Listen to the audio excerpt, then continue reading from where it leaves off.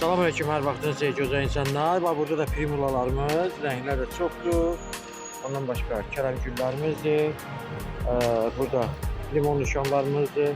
Hamısı gözəl şamlardır. Boylar 1.70 boyunda. İçi kərəmlərdir, margaristalardır, kalenduladır, gerandır, ranikulislardır. Gördüğünüz kimi həmişə yaşıllardır, rozmarinlərdir.